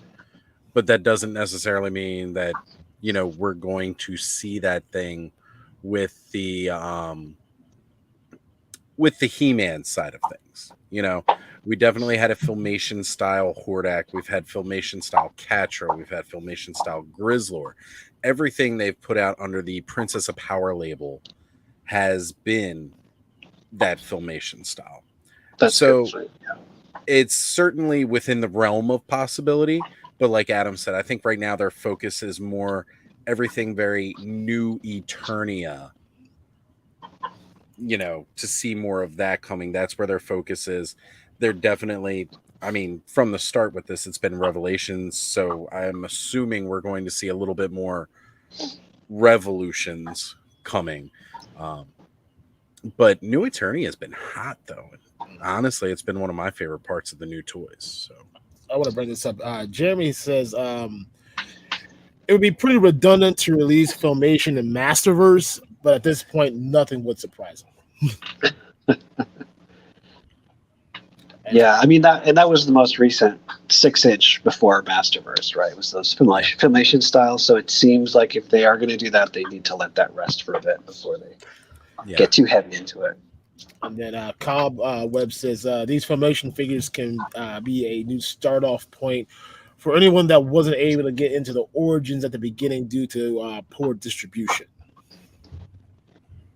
I've heard there's a rumor that the new cartoon line is gonna start including more Princess of Power.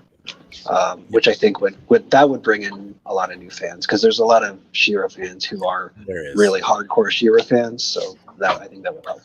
My wife is one of those fans. She would love that.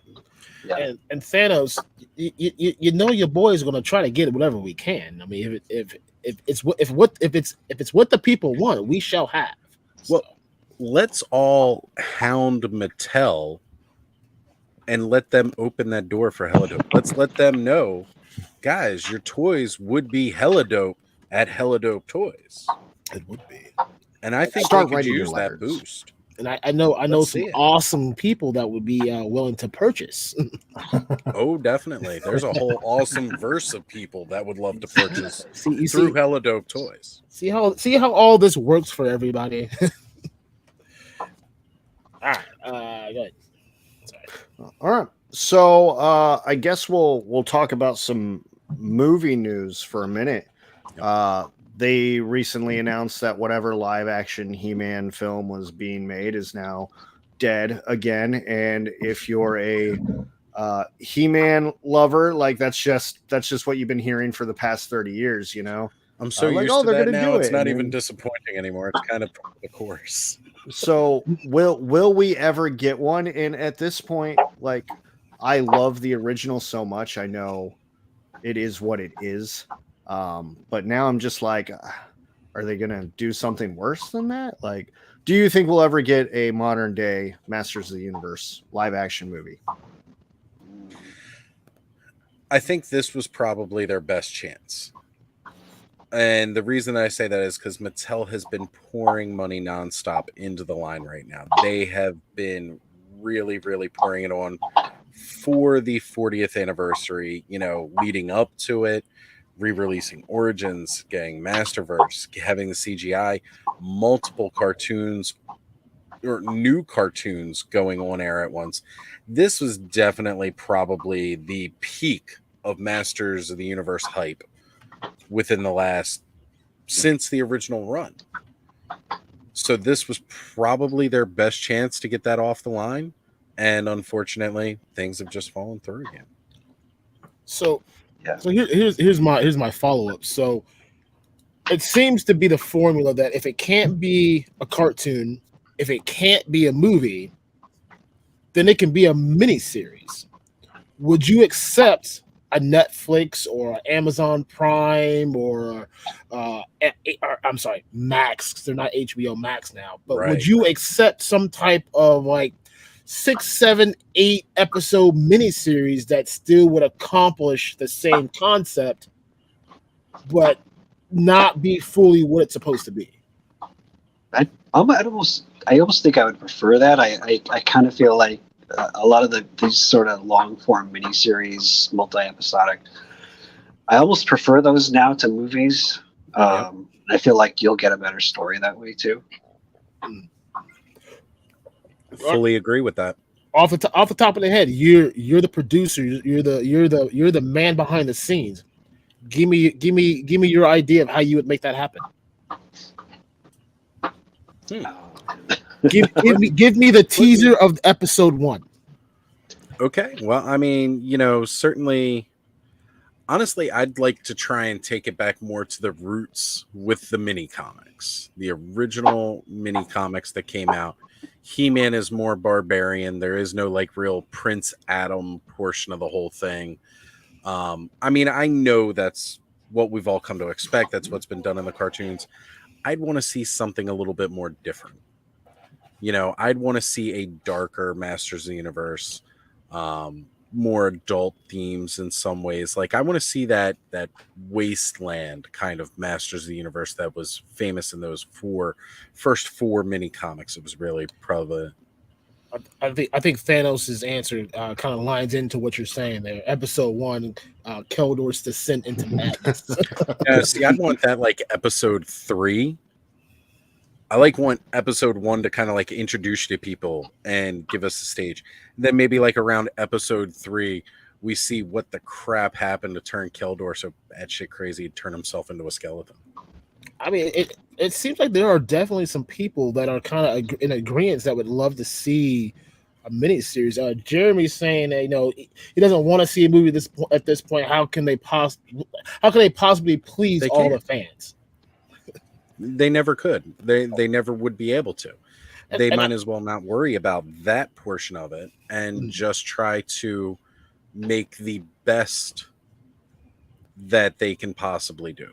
Not necessarily catering to the fans, but getting the core feel of a Masters of the Universe. Because one of the biggest gripes that most of us have about the original movie was that although we all like it a lot more now, I think most people who I've talked to, it's like when it first came out, we all said the same thing. This is not He-Man. This isn't my He-Man. Because it really wasn't. But then as time has gone on, we've all grown to really fall in love with that movie. And I think at this point, like, that's what you need to do. Like, go back to those core kind of aesthetics with it and really look at building something off of that and making the most with it, because you can't please everybody. I'm curious what the historian's pitch would be here. So Adam, what do you got in the bank for your dream MOTU show, I guess? I mean, that would be really fun. That's I'm also into those sort of early comics. You could also take a look at DC Comics did a mini series in 82 and 83. Those were probably some of the most dramatic stories. And they're a little bit longer, a little bit might make a better movie. I don't know. I would kind of pick and choose bits of that. I think if you brought in a character kind of drawing from that DC universe, like bring in Zodak. He's kind of this disruptor character, and you kind of don't know whose side he's on. You could build up a lot of mystery that way. I mean, I'm not like a story writer, but there's a ton of atmosphere in those early stories. So, I mean, drawing on that, I almost there's this a lot of other fans will say Guardians of the Galaxy. It should be kind of like a Guardians of the Galaxy kind of thing, where it's there's a serious threat, but there's also lots of humor. I can kind of see that too for He-Man. I wouldn't mind something like that. I don't know. I think the important thing is that the characters have to be likable. They have to be, engaging. Yep. It can't just be like a Transformers explosion fest. You really have to kind of build it up. I have a follow-up question for both of you. Would either of you have Gwildor in your show? I would not. No room for Gwildor? I'm going to be honest. I like Gwildor. But, I know a lot of fans aren't really necessarily all about him. But he was one of the things that I was probably most excited about that they revealed at, Comic-Con, was that Gwildor figure. And I'm excited to see him coming back. Yeah, I mean, I don't hate Gwildor. I just, for me, like, I would keep it focused to maybe like the first few years, the characters that came out in the first few years, at least. Yeah. I think that'd be more compelling for me. Definitely would be. Heard it. All right, so we're gonna hit up the chat, and then we'll ask. I think I got one or two more questions, and then we'll close this thing out. But the chat is popping. So, what's the chat got to say? Well, first off, Radnom has joined us. Radnom. He is a phenomenal diorama builder. He's been doing some pop-ups on YouTube. So if you're not following him, please do. Gotta check some him love. Yeah, Random is working on some AWOC stuff right now. So he's been exploring the lore of the comics, and Travis's wallet's burning now. Yeah. You said AWOC, and he's like, oh my God, I gotta buy it. If we say it like 2 or 3 more times, a highly articulated is going to show up.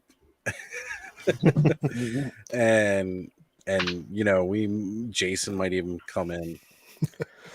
Probably. I wouldn't surprise it. Like I say, I know the guys from the cell, they do check us out. So they might be watching us right now. Well, Jason's been on the show, so I know he's not going to watch because he's just like, oh, I hate it every second of that. That's why he was like, my phone's dying. Bye. Bye. I gotta go.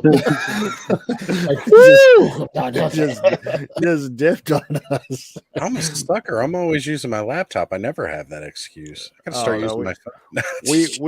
we had a really good show with Jason. So Oh, yeah. that was a blast. I'm just gonna keep whispering. Walk. ASMR. Mr. Wonderful, helladopetoys is the worst kind of dealer. They don't specialize in one kind of problem. They'll get you hooked on everything. You goddamn right, we will.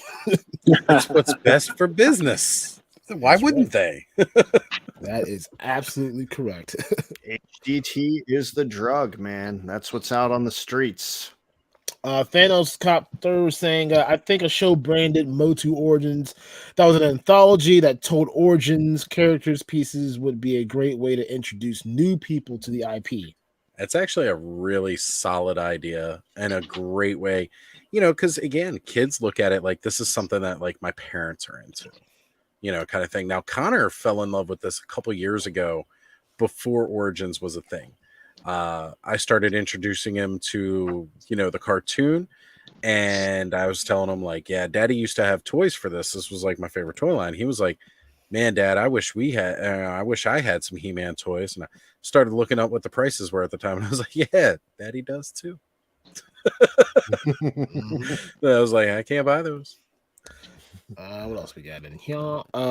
Jeremy DeWitt over here. As long as they embrace the vintage look of the characters he's in.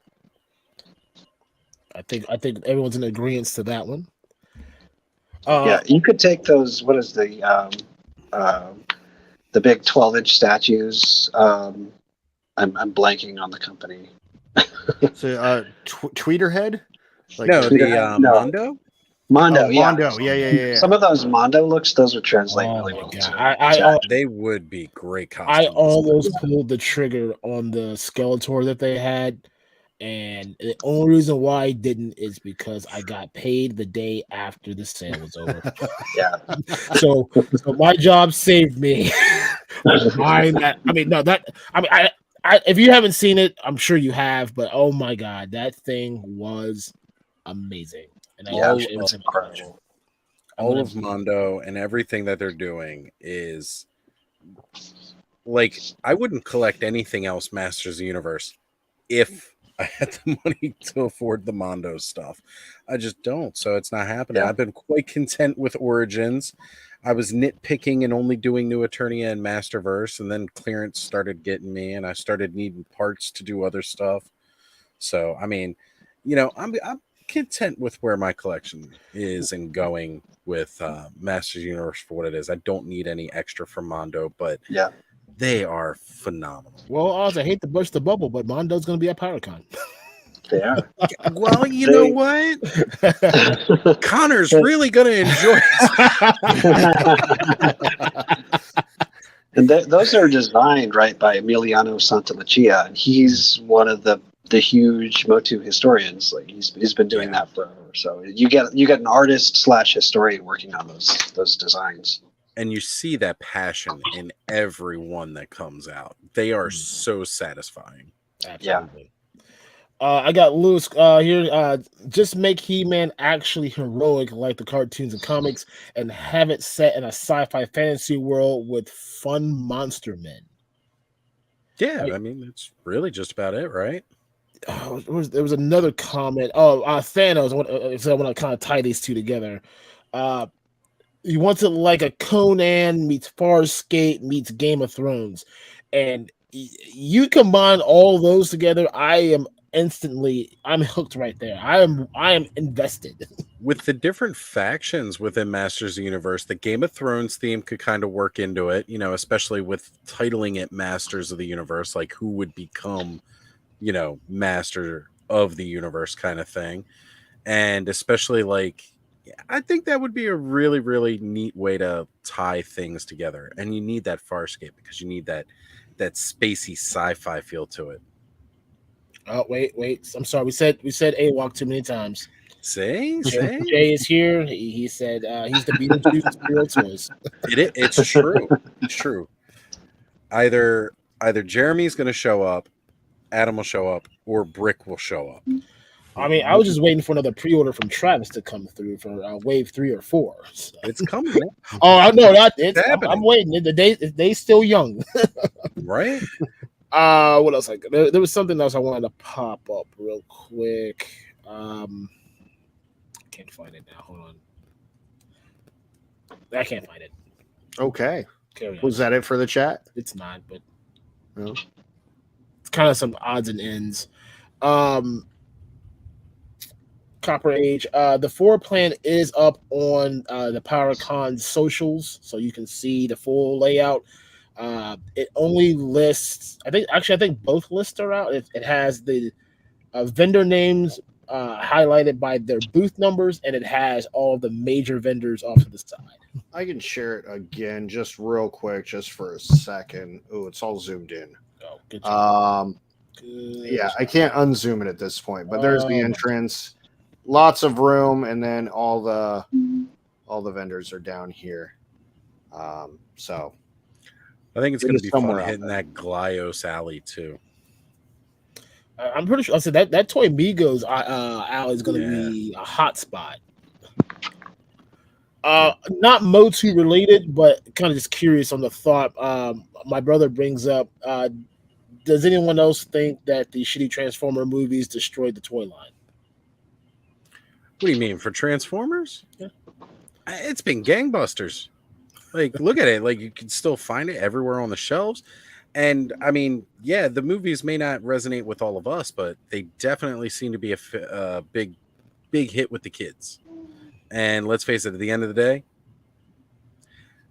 now when it comes to Transformers, I'm not saying you want to buy your Voyager class or your Titan series kind of style for the kids, but toys are in their nature made for kids, and there is plenty of Transformers toys for kids designed around kids and their different play features, and the kids love that movie. So I mean, you know, I'm really I don't think it's really done anything to it, and they still pump out tons of stuff for the toys that us adult collectors enjoy too. Studio series. I'm reading all these chats. I do. Thanos had one earlier. I did find it. Said I would run the anthology series first, and then do a larger form story with seasonal arcs leading to Adam taking the throne many seasons down the line. And I said that kind of like leads into like that kind of like Game of Thrones type story arc, where you have all those trial and tribulations throughout the couple seasons to that epic build at the end where he finally is the master of the universe. Well, especially if you play up the Keldor being Randor's brother side of that too, it adds that extra layer of that familial sense and challenging for who would be the king, the son of the king or the king's brother. Yeah, I like that idea a lot. I really like the 2000X Keldor being Randor's brother thing. I thought they hinted at it in a the lot mini of depth comics. to it. They hinted at it in the mini comics, but then the toy line died shortly after, and they never took that anywhere. Yeah, no, I'm a big Keldor fan too. I think Keldor is cool. Another new name from the chat. I'm just not Onryu. There you go. See, I'm gonna let you say it. Try introducing my kids to various toy lines I was into as a child.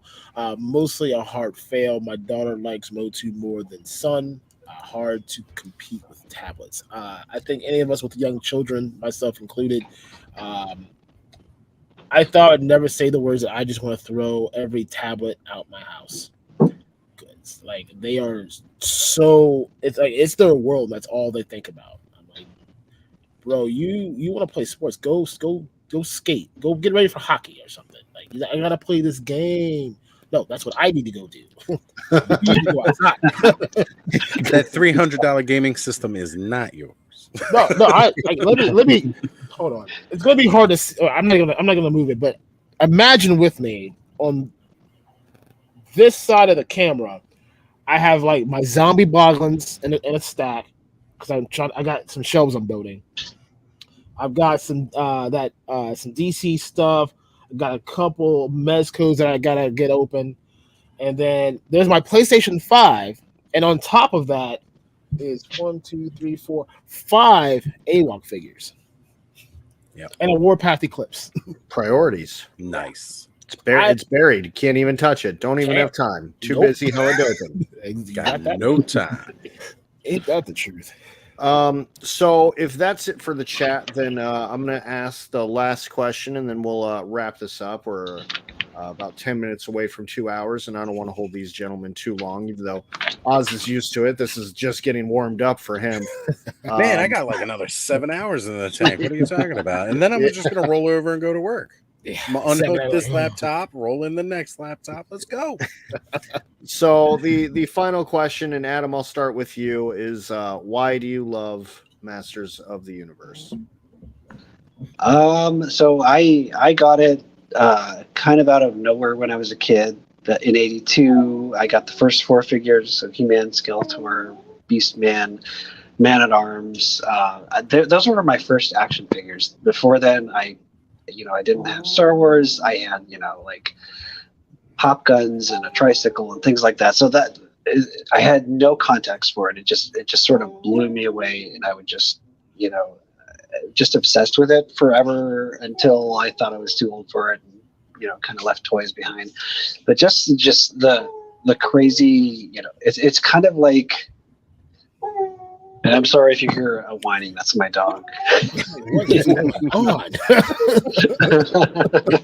He's like, I have not paid attention to him for 2 seconds, so he's upset. He's the 6th unofficial co-host of Toy Frenzy. Yeah. So I don't know, just this amazing mishmash of sort of this, archetypes. There's Skeletor. He's death, and He-Man, he's life, and there's barbarians and sci-fi, kind of put Conan and Star Wars in a blender. It's just, I don't know. It's endlessly fascinating to me. And when I started, they had the mini comics, which I would flip through, but I couldn't read very well. So it's mostly kind of inventing stories in my head. And I love that open-endedness, looking at the box art, looking at the illustrations and the artwork, and just kind of coming up with your own stories. Yeah. So that's what hooked me. Awesome. Oz, why do you love Masters of the Universe?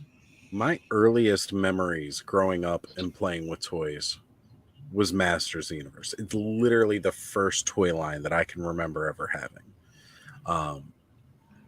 And there's just been something about it that, from the artwork on the boxes that had captivated me. Because, the artwork on the boxes in the original line for, like, all the vehicles and, the play sets and everything was just absolutely captivating.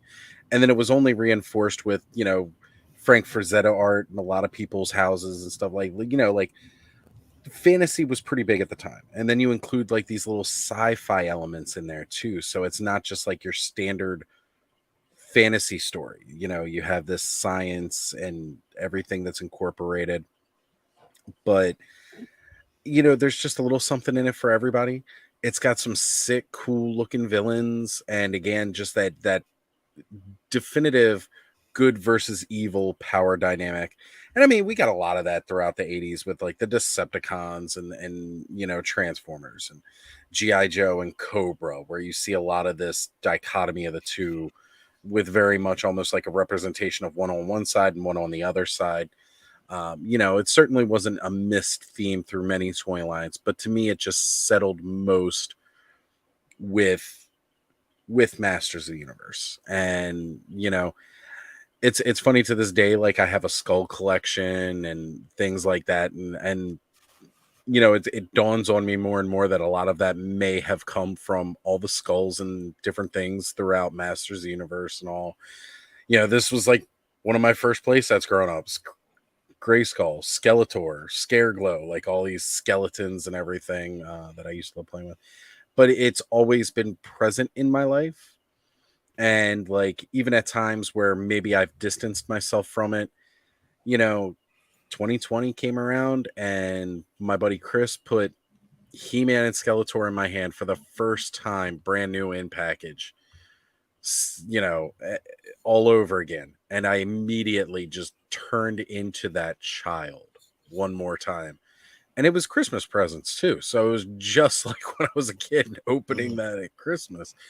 And that feeling, there's nothing like it. And there's some other toy lines that I'm into that definitely take me back, but Masters of the Universe is probably the one that it just overwhelms me with nostalgia, and I love it. That's awesome. So we're gonna wrap it up with that. But Adam, what would you like to promote for anybody that may have missed the intro, or anything you'd like to add on, or shout outs? Floor is yours. Sure. You can always see what I'm up to on battleramblog.com. It's been constantly scrolling across the page here. I usually put out an article a week. Right now I'm doing articles about just kind of documenting all of the card backs for all of the figures throughout each year. So there's quite a lot of content. I've almost covered every vintage toy. I'll probably finish that in the next year or so. But check it out if you want to take a look at some serious OCD as far as He-Man goes. Awesome. Oz, what do you have for the people? What would you like to promote? Well, as always, you catch me on Toy Frenzy every Thursday night. As a matter of fact, this week we got an exciting episode coming up. We're coming up on, again, like I said, today is exactly the 1 year anniversary of my starting journey on YouTube, starting that with Skelevator on, his channel doing Toy Frenzy. So come check us out this upcoming Thursday. And then, of course, you can always catch me every Saturday night on my own channel where we hang out for whoever knows how long. Honestly, if the chat's bumping and, I'm surrounded by great people and we're just talking about toys, I don't mind if it goes 5-6 hours. It wouldn't be the first time. Yeah, everyone's asking about an after party. My after party is going to sleep. Yeah. I was going to say, at this point, I have streamed every day since Thursday. Yeah, no after party today. Aaron, what do you have for the humans? I always got something. So as you see, scroll on the bottom, check out helladopetoys.com. We got some stuff that came in, some rogues. We got some wrestling stuff. Join the Discord. We're trying to get all the toy people networked together. So if you're not in there, join us. We got a lot of toy photographers. We got some collectors. You got us. You never know who might be there. Just say hey. And then we got some cool things coming up soon in the future. So stay tuned to cool news. If you're not following us on the Instagrams or the Twitters or the Facebook, you never know what news will drop. So drop us a follow. Cool. So, and I want to reemphasize that Instagram thing. That is where we do a lot of our social mediaing. Some of that bleeds over to Facebook, and then we dabble in Twitter and TikTok and whatever else. But please, you want to stay really up to date with us. Instagram is the place to be. Next week, we have Toy Bro. He will be joining us. Aaron will be married by then. That will be weird. It will be. That's very true. And then following that, it will be the week before PowerCon. Aaron and I will be solo, shaking our sillies out. And that's all I got, man. I don't really have anything else. So, Adam, Oz, thank you so much for hanging out with us tonight. It was really cool to get kind of a Masters of the Universe perspective. We had Jeremy DeWitt, but he was more promoting the show than talking about MOTU. So, really listening to you guys and your passion and hearing about all the wonderful stuff and the fact that you're going to be at PowerCon, it was really cool to have you both on, and I appreciate that. Hold on. First off, this guy right here, anything less than 3 hours. Wasn't your show less than 3 hours, sir? I think he's just meaning an episode of Ozstradamus Toyz. Oh, no, I know what he was saying, but I just had to throw that out there real quick. Yeah. I was on that stream, sir. All right, we're gonna leave. We're gonna not beat up highly articulated right now. We'll do that Love later that. next time. Oh, yeah, right. Okay. Yeah, Also, if you got nothing going on, Largo's Lair tomorrow, new Tomorrow. Infinite playlist with retro blasting. So check it out. Yes, that's going to be a big one. All right, guys. Love you all. Thanks for hanging out with us. See you next week. Take care, guys.